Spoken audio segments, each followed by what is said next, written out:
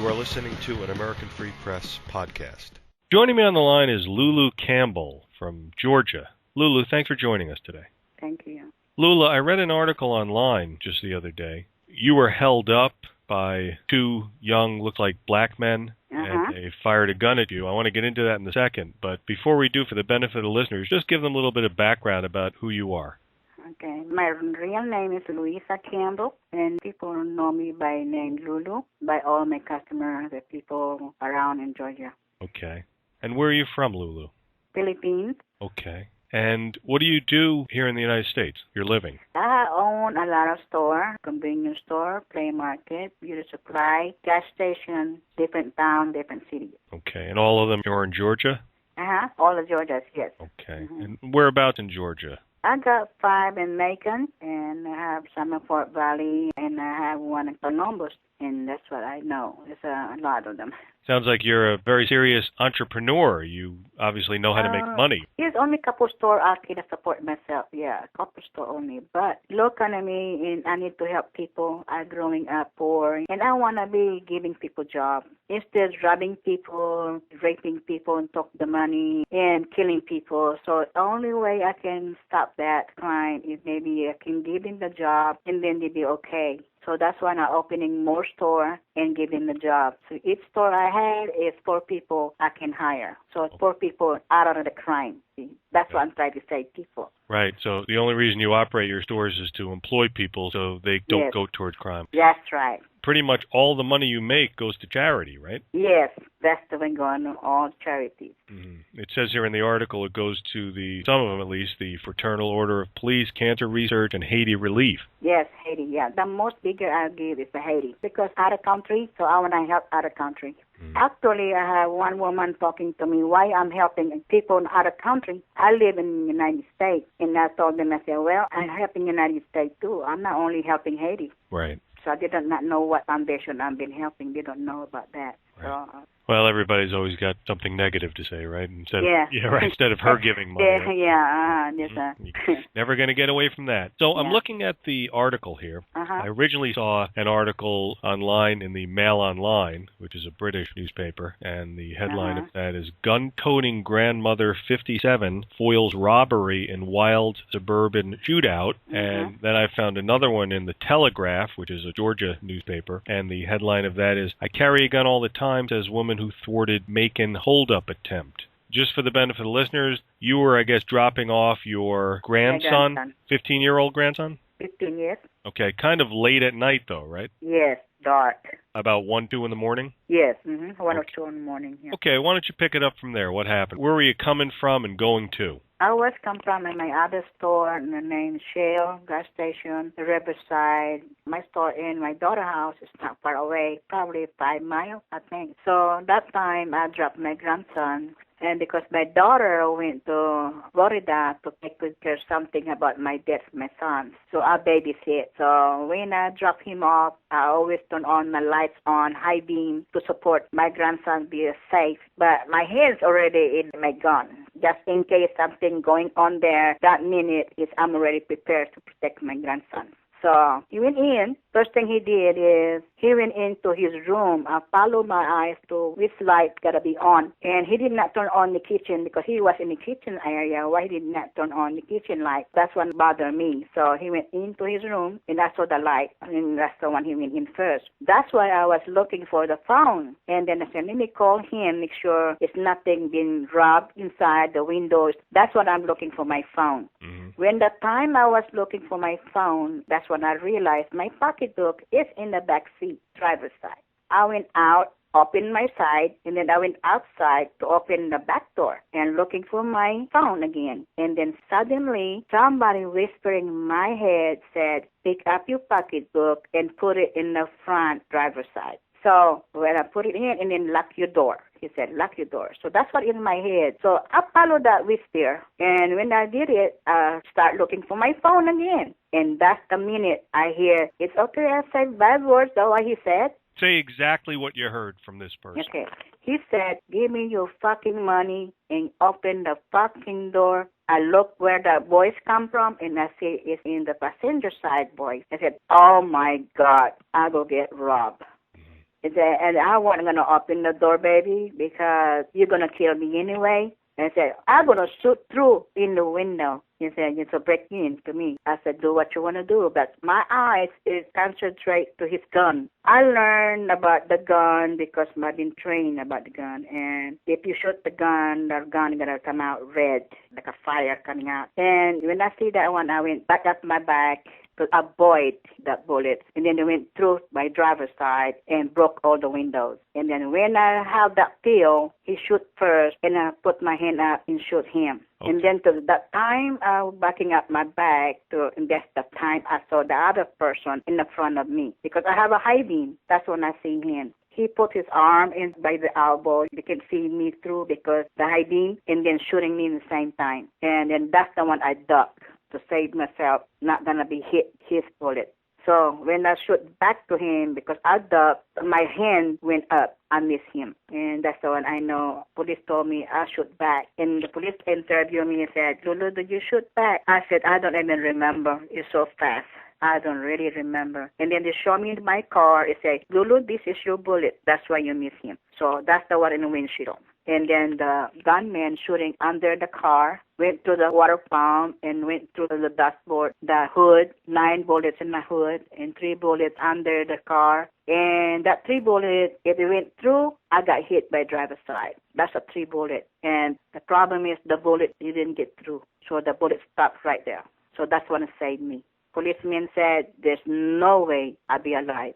No way. I was surprised myself. I was alive. That's why I was telling people that whisper, somebody whispering, and you have to follow that whisper. That's the one helping you. That's my son helping me. What happened to your son? He passed away. Passed away. How did he pass away?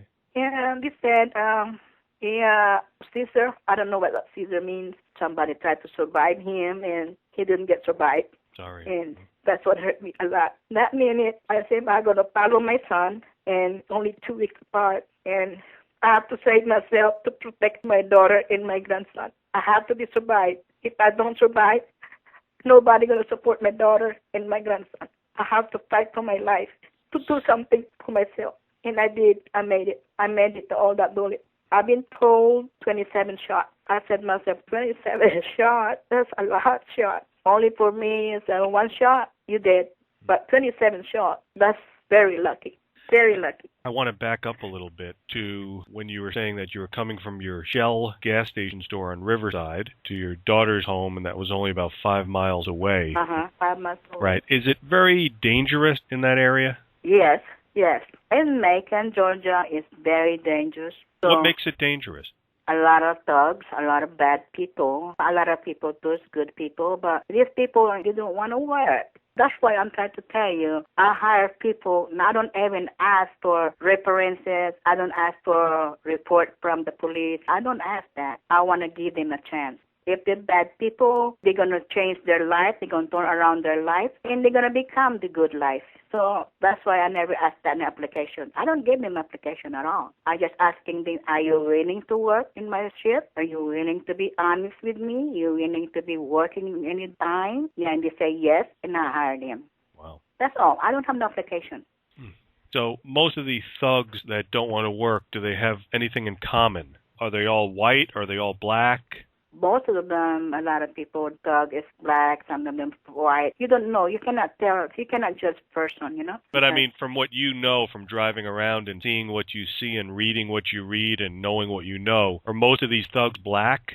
Let me tell you something about me. I'm so busy. I don't have no time to look at the newspaper. I don't watch the television. That's 2 things I don't do. Good and I sell newspaper in my store, and I have TV everywhere, but I don't have no time to watch news. That's a good thing. So what about from your personal observation, from what you actually see? Do you think that most of these thugs, these unemployed thugs, are black, or do you think that most of them are white, or do you think it's half and half, or you just don't have any idea? I just don't have no idea. Okay, gotcha. That's why I try to help everyone the best I can. You don't pay attention to the color of their skin? No, I don't. When you were in the car, you were looking for your phone. You got out of the car at 2 in the morning. Yes. Knowing that it's a dangerous area. That's right. Because you left your pocketbook in the back and you couldn't reach it, right? Yes, I cannot reach it. Because I'm looking at a photograph of you next to your bullet-ridden car, and you look rather short, are you? Yes, I'm very short. I've moved my car close to the windshield because I cannot reach the paddle. How tall are you? That's why I do that.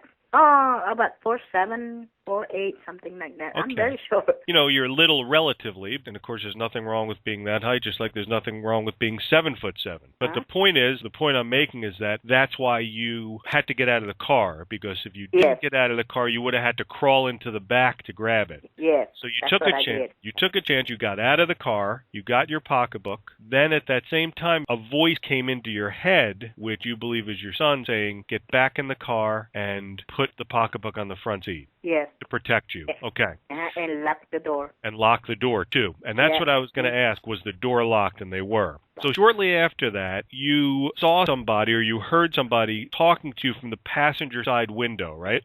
Yes. And this was one of these black thugs. Right? Yes, okay. That's right. This guy, Brenton Lance Spencer. So he was there. The window was rolled up. He was at that side, on the passenger side, with a gun pointed at you? Yes, the gun pointed at me. And he said what you said, "Give me the fucking money and open the fucking door."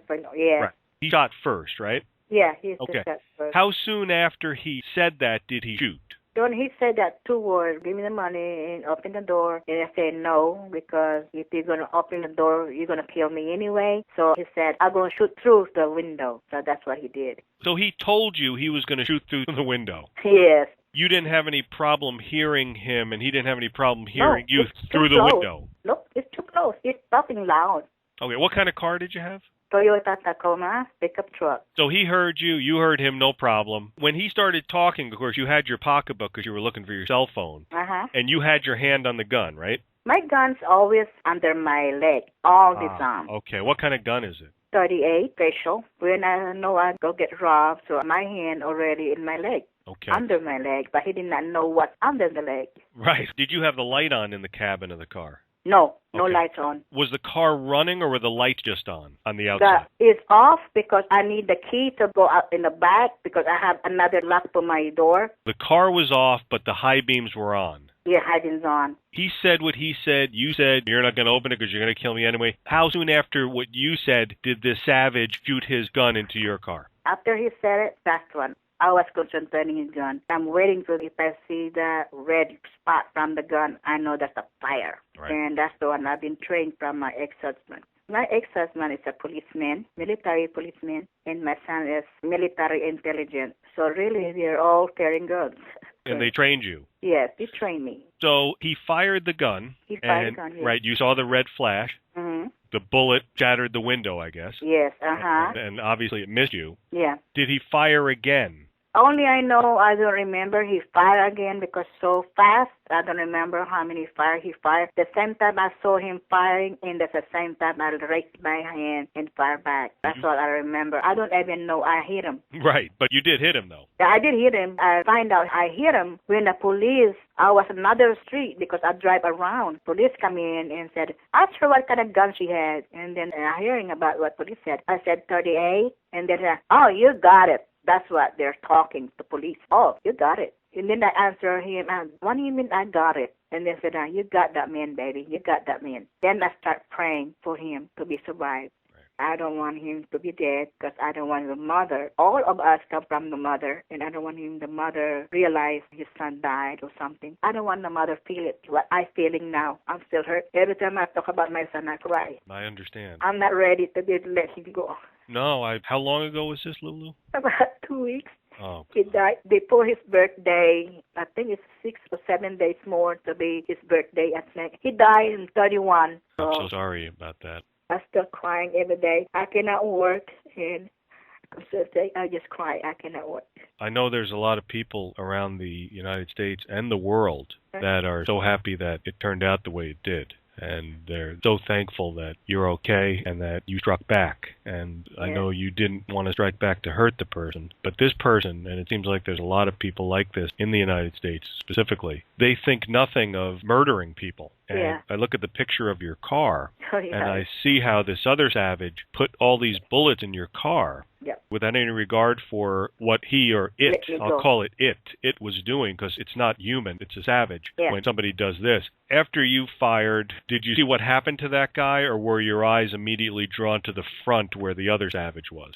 When I ducked, and that's when they start firing, then I raised my body up, and I looked to the right. That's the one it come from. From the right, that's the first thing I looked first. So, but my gun is ready to shoot again in case they're still there. And I don't see him no more. So I look to the left. I don't see nobody running or nothing. So that's when I try to back up. And I have a hard time to push my brake. I said maybe it's just nervous breakdown. That's why I have problem to push brake. And then I continue driving, go to the left side, and then I go turn around, looking around, and then I hit the light. And then I went to the light and tried to get the people's attention. And that's the one I'm dialing 911, and then nobody stopped for me. I needed help. Nobody stopped for me. And I dial 911, and then guess what? The 911, I thought it's 911 always we talk to them. It's alive. It's not. Somehow, when I dial 911, said, push 1 to emergency, push 2 if accident, push 3 something. And then I said, what kind of 911 is this? Then I hung up, and then that's the time I saw my daughter calling me, and I said, baby, you okay, mommy? I said, no, okay. So you call 911 for me, I can get through. You have to help your nephew. He's in there. I drive around. I try to find that dog. So at least maybe it's still there. I can run them over. At least, see, I've been trained about my son, and my husband said, you have to knock them down so they have the police something to investigate. Mm-hmm. They make sure they're not running. They can catch them. That's what my husband said. So I just following, looking for them. At least I can run them down or something. I don't know. I just panicked, really, what's going on. And then I dial 911 again to get my police can come get me. And that's the one alive, 911. And me, where are you? I said, I'm driving. And you told me, stop driving. You have to park. I said, I'm scared to park because they might be still following me. That's why I drive around. And they say, please, Miss Campbell, you have to stop. Police station in there somewhere. The police is on the way. So I said, oh, and wait a minute, there's a fire department right there beside. I said, okay, park in fire department because somebody working in there. So I'll park there next to it. And that's when the police arrived. How far away was the fire department from your daughter's home? Not even 1 mile. Have you thought about advising your daughter to move out of that area to somewhere else? Yeah, I did. And we're moving to Florida. We're buying a house over there. Good. I lost my 2 daughters. I lost already 1 son, so I'll make sure, yes, to stay away. Yeah. Are the savages getting worse there, you think? Oh, yes, it was. Okay. You got the guy. You didn't see where he went. Maybe he went down on the ground or he ran away somewhere. The savage in the front, he was really just wildly firing into your car, obviously trying to kill you, trying to kill a person who worked for a living, who supports a bunch of people, who doesn't even collect the money that he makes. So this savage had no idea who you were. He didn't care. He probably wouldn't even look at you while he was killing you. He was trying to kill you and steal your money so he didn't have to work anymore. Later on, when I talk to the police, all the police talking, they don't know, I understand how they talk because my husband's a cop. That person got hit, they got accident, and they went stop somebody, take them the ambulance, take him to the hospital. And then they're looking around it. They have a gun, 45, empty. Both of them empty, and one of them is a little bit used. That's not completely. So possibly they have more, 2 or 3 guns. They had a car accident. Yeah, they have a car accident. So they were running away from you. Yes. And they were so nervous they smashed their car into a telephone pole? I don't know. They went somewhere. And so then I guess the police came and they brought them to the hospital, and then they discovered that these were the 2 savages that did this to you? Yes. Okay. Yes. Because they saw obviously a bullet wound. And you said you hope nothing happens to savage number 1. Yes. That's very nice of you and everything. Did you think about visiting the savage in the hospital? I was thinking about that, visiting him. I was thinking, and then somebody told me again, my brain, and said, why you going to visit him? He could be remember you more. He might kill me right there. And then the family will be there, so they got to be hating me more. Why should I care? Like that. In my brain. But for me, it's my heart. I always follow my heart. Right. People is human. Everybody make mistake. Everybody break the law. I believe those. Right. If you struggle time life, people do bad things. So there's struggle. So I worked for my whole life, so that's why I did struggle. Do you know the condition of savage number 1 by any chance? Only I know is he survived. He be okay because they have a security guard and police in there in the door, and they said they bodyguard him, and then after he get out, he gonna go be in jail. So he's going to live. He's going to live, yes. Okay, that's too bad. And then savage number 2, Dontre Horatio Shivers. You didn't hit him, but did they get him? No, they're still looking for him. And then I said, what's going to bring money out, a ward to bring him in? Because people going to want that money. Because somebody's going to tell on him. So I was thinking to the award. And the police said, why you have to give your money away? You can save that money for yourself. He said, we're going to get him anyway, no matter what. We're going to find him on the Estimate Police Station. Okay. This happened just this past Saturday, right, Lulu? Yes. So today, of course, is Thursday. This just happened Saturday. They still haven't captured him yet. No, and not yet. Macon is pretty much almost right in the center of Georgia, right? Yes. And let me take a look here. The population looked like about a little over 90,000, at least in 2010. And I want to take a look here at the demographics. It looks like the population has gone down a bit, but the racial makeup of the city of Macon, Georgia, 62.5% African American, 35.5% white, 0.19% Native American, 0.65% Asian. I guess that's a category that you would be in, right? Yeah. 0.03% Pacific Islander, and 0.46% from other races. So most of the population of the city, over the majority, are black. Yes. And you're moving to Florida, right? Yeah, I'm moving to Florida because I'm trying to wait to sell my store. Good. But I'm moving my daughter now, so okay. I put my employee in there to sleep with them to make sure they're safe. Sure. And my employee have a gun too. How long have you been in Macon? I married my husband in 1974, and then we were stationed in Texas for 6 years. After that, we went to Georgia. I think I'm 40 years in the United States. And you met your husband he was in the military, I guess. You met him in the Philippines? Yes, in the military. I don't want to come to America because I'm scared of Americans. They're tall, big. Yeah. What branch was he in? Air Force. Was it at Clark Air Force Base? In Clark, yeah. Clark, that's what I'm in him, in the Clark. In and Manila. then my son is Army. Right. And Clark, of course, is closed now, I think. So you've been in Macon for about 2 decades. Oh, yeah. And how has it deteriorated in the time that you've been there? Oh, they get bigger and bigger and getting beautiful and good people. A lot of people, good people, too. Yeah, but there's more crime, though, right? Yeah, there's more crime. Right, so, okay, that's what I meant by deteriorating. Did the police tell you that you'd be careful? Yes. Because savage number 2 might try to do something to you. Did they say that? Yes. What did they say? That's why he said, be careful because it's dangerous. One is not being caught. And they said, be careful. You have to get your good gun, more than 7 bullets or 8 bullets. So actually, I bought me a gun yesterday. It's 50 shots. Wow. Yeah, I bought me another gun because I never had the gun more than 15 to 16 shots. My machine gun is more, about 22 shots, I think. I leave that in the convenience store. You don't want to carry around like an army or something. Why don't you just get a tank? You could use a tank to go from each of your stores because if it's that bad, now you got a machine gun with 50 rounds.